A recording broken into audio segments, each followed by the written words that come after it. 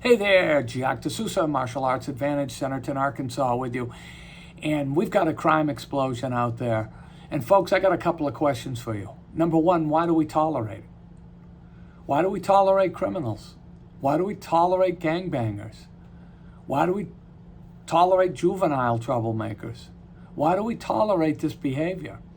You know, in 1960, crime was pretty flat. You know, you had a few mafia criminals in a couple of cities, but it was pretty flat overall. But I think, and what research shows, is that during the 60s, society started getting a little more decadent. Judgment started getting looser. People weren't holding each other accountable as much. We started accepting more and more bad behavior. Divorces went up. Other sorts of bad behavior we started the way we dressed, the way we talked to each other, we got worse and worse. And then it's led to fragmented families, and that's the real cause of the problem. No fathers in the house, or very few fathers in the house. It's so important that dad help raise the kids. You know, you can judge a person very often by the children they have. And dad's got to be there to raise those kids. Boys definitely need that example of a hard worker, of a moral person, of someone who'll straighten them out a little bit if they get out of line. You know, we guys kind of need that. We need a balance of respect and fear. And that really helps us a lot. You know, that might seem unusual for girls, but that with guys, you know, the dad is so important to us. And I even think for you ladies, having a good role model, a good male role model means a lot. So when you're picking future men in your life, you know, hopefully you've had good role models as father, uncle, or brothers, or people like that are good role models. And it makes such a difference. And the family unit is so important to a healthy society, and it's just gone down the tubes, basically. In some communities, 70% of that community is fatherless. I mean, can you imagine? So no wonder we're raising up little gangbangers and juveniles. And we're tolerating this. The biggest worry, the biggest concern are recidivists. People that are career criminals. They do 2/3 of the crime. And they do a lot of your violent crimes, your home invasions, your rapes, your murders, your thefts. I mean, they do a lot of serious crimes. And we just keep tolerating. Judges give them soft sentences. Lawyers plea it down. You know, they have some loopholes. So murder one is now manslaughter. So they only get 13 years. Then their probation board might let them out in 8 years. And then they go again, back out in the street. And guess what? They've been around other criminals. So they're good and hardened, and they know their craft really, really well. They know the scams. They know the craft. And they use it because that's all they know. That's or pretty much all they know. So, you know, so many of them go out and reoffend, and we tolerate it. Why'd we get rid of the death penalty? If someone has crossed a certain line, they're a serial rapist, or they're, you know, they harm children, or they a murderer over and over again. Someone like the Boston bombers at the marathon. Why do we let that dude still stay in prison and pay taxes for him and provide him food constantly? I bet he even got a stimulus check. Things are so out of control. And, you know, some of those guys could escape. Who knows? Why do we tolerate? Why not the death penalty? I just don't get it.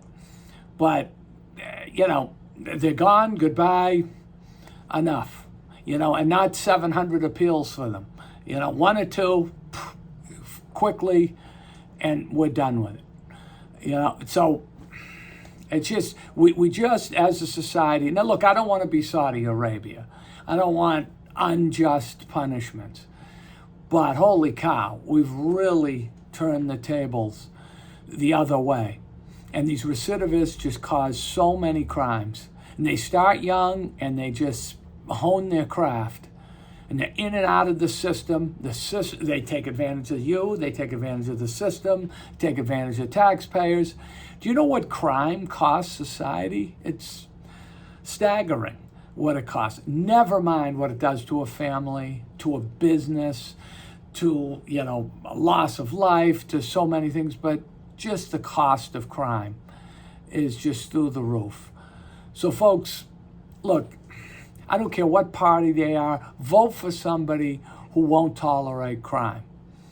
Get involved, help your neighbor, learn self-defense yourself, carry a weapon in your car if need be. Know how to use your 911. Police, by the way, get there late.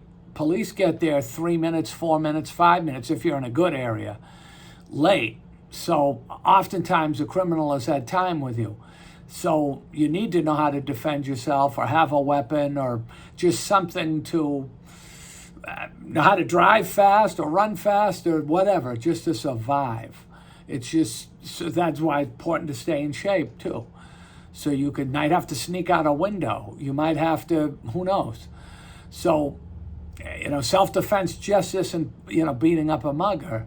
Self-defense is 9/11, getting out of a building. Self-defense is escaping a carjacker. Self-defense is getting out of, any sort of tough situation. And we have to be in shape, and we have to be prepared and aware of these things. Where in your home are the windows that you could get out of?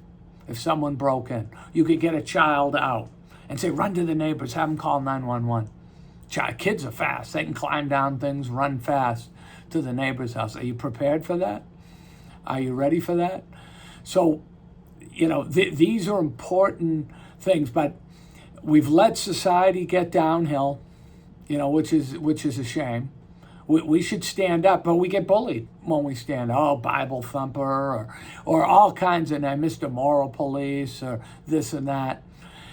First, starts with us. We have to be a good example. And then second, we need to stand up. All right? I always believe might for right.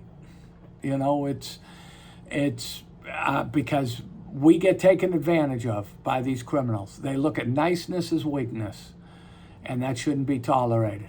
So folks, just do what you can. Help your neighbor, help yourself. First start with you, and then help your neighbor, help society.